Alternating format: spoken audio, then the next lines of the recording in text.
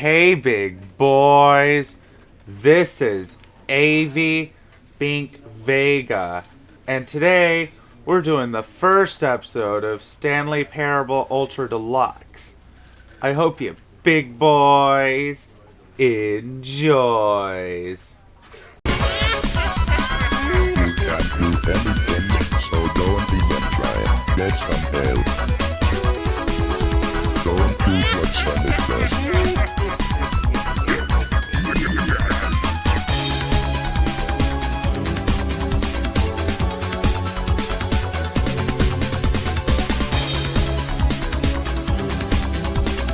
Sonic, dead or alive, is mine.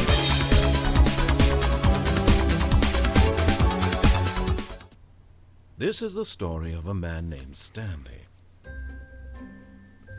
Stanley worked for a company in a big building where he was employee number 427.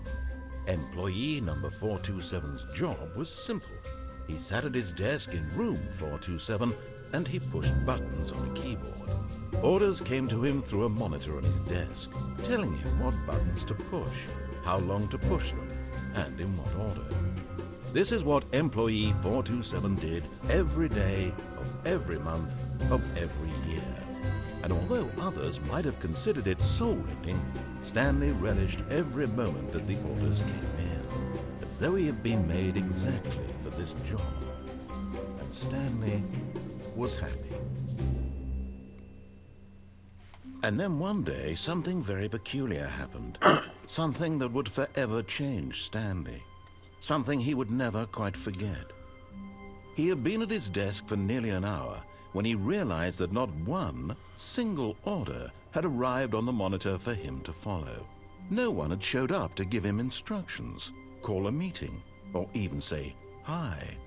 Never in all his years at the company had this happened, this complete isolation. Something was very clearly wrong. Shocked, frozen solid, Stanley found himself unable to move for the longest time. But as he came to his wits and regained his senses, he got up from his desk and stepped out of his office. All of his co-workers were gone. What could it mean? Stanley decided to go to the meeting room. Perhaps he had simply missed a memo. Alright, let's go.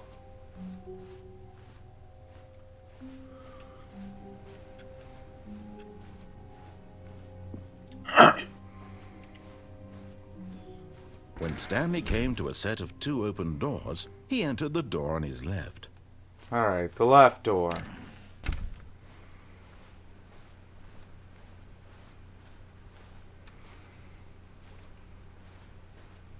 Yet there was not a single person here either.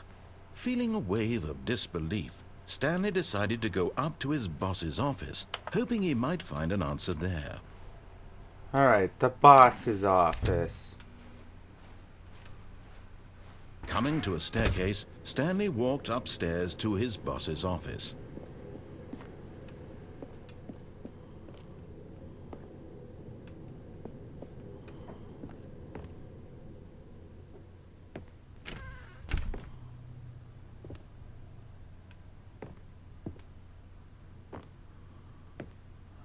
Stepping into his manager's office, Stanley was once again stunned to discover not an indication of any human life.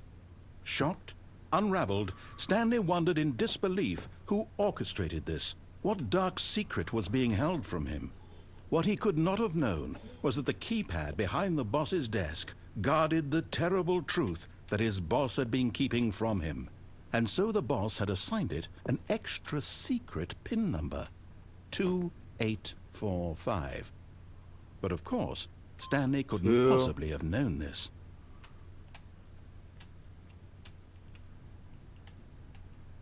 Eight, 4, Stanley 5. just sat around, yet incredibly, by simply pushing random buttons on the keypad, Stanley happened to input the correct code by sheer luck. Amazing. He stepped into the newly opened passageway. Let's go.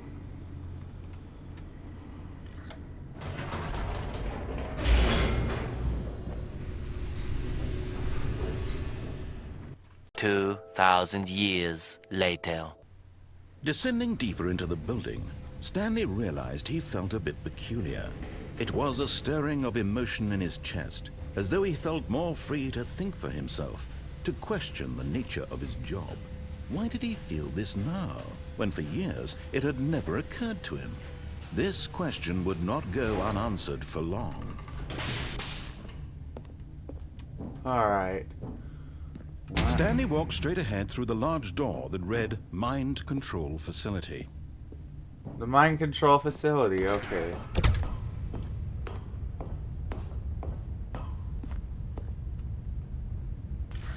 The lights rose on an enormous room packed with television screens. What horrible secret did this place hold? Stanley thought to himself. Did he have the strength to find out? Alright, let's go, Stanley.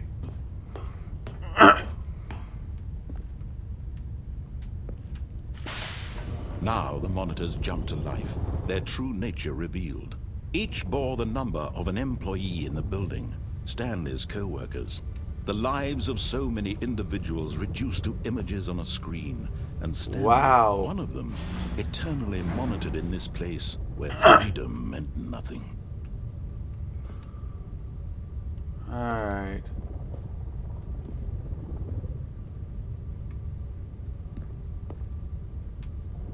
Where am I supposed to go now?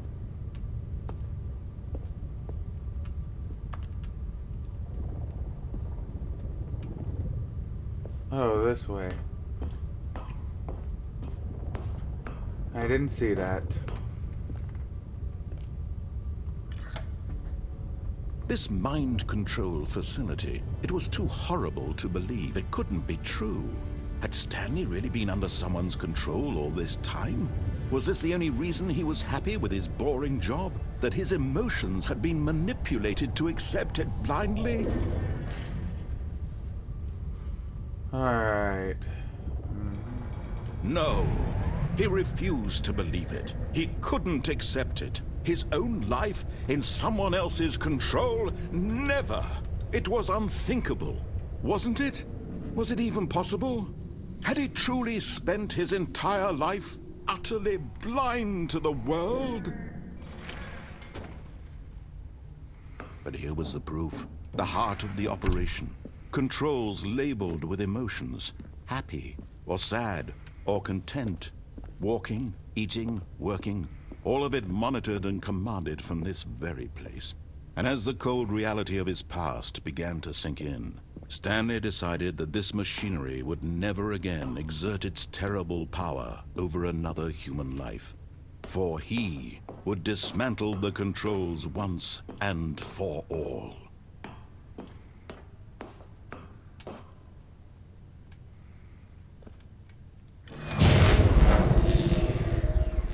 Freedom!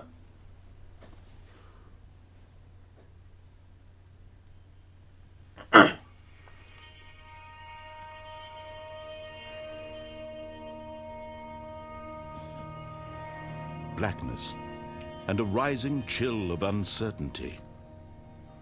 Was it over? Yes. He had won. He had defeated the machine, unshackled himself from someone else's command. Freedom was mere moments away. And yet, even as the immense door slowly opened, Stanley reflected on how many puzzles still lay unsolved. Where had his co-workers gone? How had he been freed from the machine's grasp? What other mysteries did this strange building hold? But as sunlight streamed into the chamber, he realized none of this mattered to him. For it was not knowledge or even power that he had been seeking, but happiness. Perhaps his goal had not been to understand, but to let go. No longer would anyone tell him where to go, what to do, or how to feel. Whatever life he lives, it will be his. And that was all he needed to know. It was perhaps the only thing worth knowing. Stanley stepped through the open door. Alright. Let's go. Stanley felt the cool breeze upon his skin, the feeling of liberation, the immense possibility of the new path before him.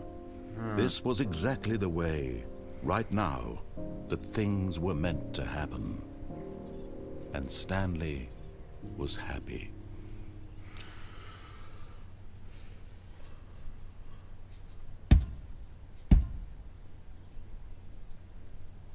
Two 2,000 years later.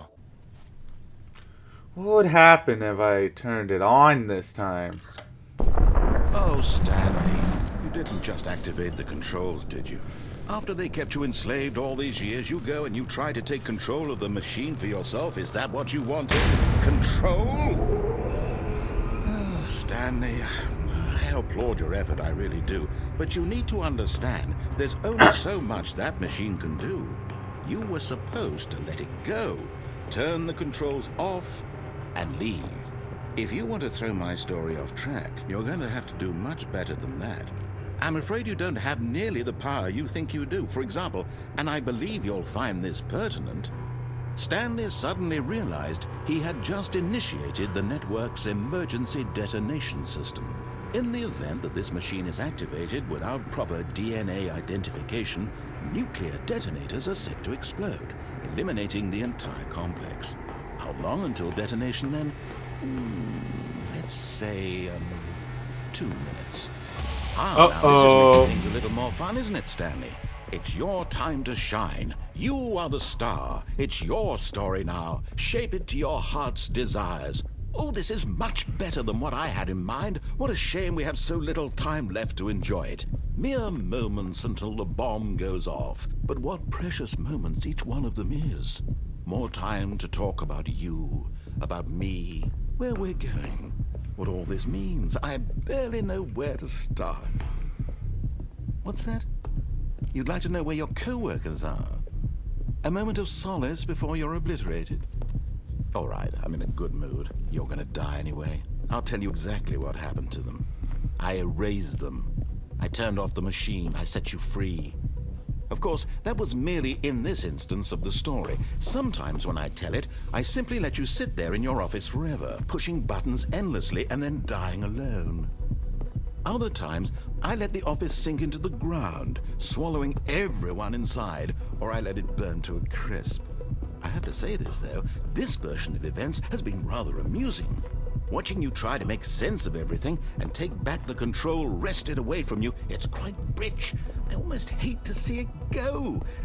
But I'm sure whatever I come up with on the next go-around will be even better.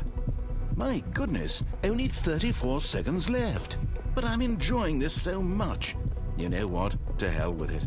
I'm going to put some extra time on the clock. Why not? These are precious additional seconds, Stanley. Time doesn't grow on trees. Oh dear me, what's the matter, Stanley? Is it that you have no idea where you're going or what you're supposed to be doing right now? Or did you just assume when you saw that timer that something in this room was capable of turning it off? I mean, look at you. Running from button to button, screen to screen, clicking on every little thing in this room. These numbered buttons, no, these colored ones. Or maybe this big red button, or this door. Everything, anything, something here will save me. Why would you think that, Stanley? That this video game can be beaten? Won? Solved? Do you have any idea what your purpose in this place is? Oh no. Stanley, you're in for quite a disappointment. But here's a spoiler for you. That timer isn't a catalyst to keep the action moving along. It's just seconds ticking away to your death. You're only still playing instead of watching a cutscene because I want to watch you for every moment that you're powerless. To see you made humble. This is not a challenge. It's a tragedy. You wanted to control this world, that's fine. But I'm going to destroy it first, so you can't. Take a look at the clock, Stanley. That's 30 seconds you have left to struggle. 30 seconds until a big boom and then nothing.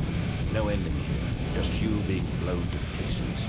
Will you cling desperately to your frail life, or will you let it go peacefully? Another choice.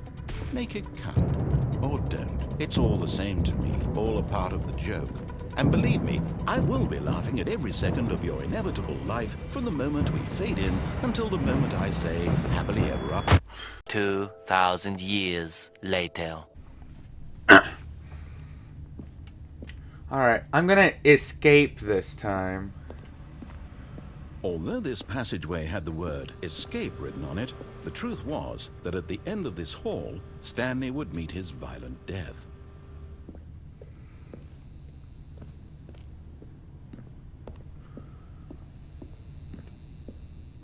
The door behind him was not shut.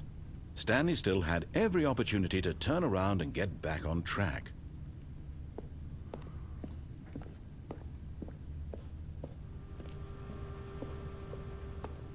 At this point, Stanley was making a conscious, concerted effort to walk forward and willingly confront his death.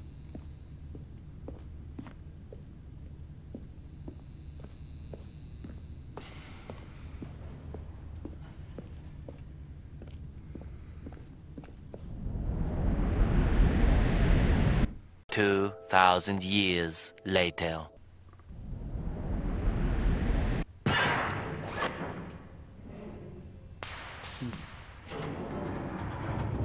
As the machine whirred into motion and Stanley was inched closer and closer to his demise, he reflected that his life had been of no consequence whatsoever.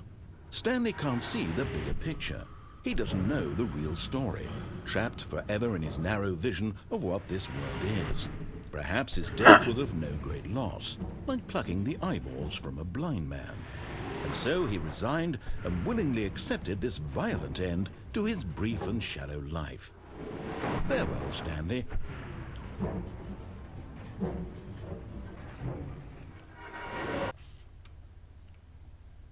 Farewell, Stanley, cried the narrator, as Stanley was led helplessly into the enormous metal jaws.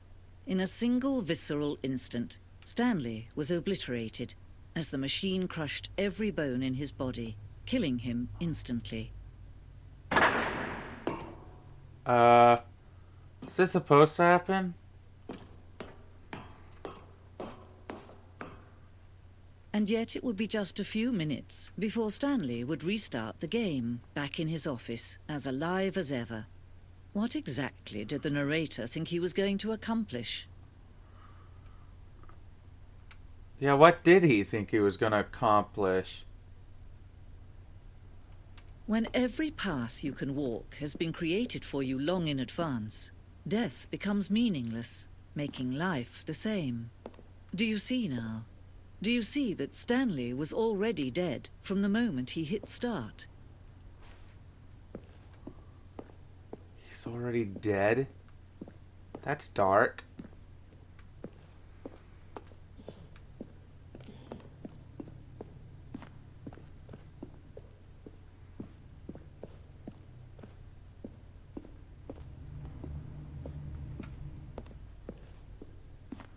Huh. This kind of looks like a giant house. Oh, look at these two. How they wish to destroy one another. How they wish to control one another. How they both wish to be free.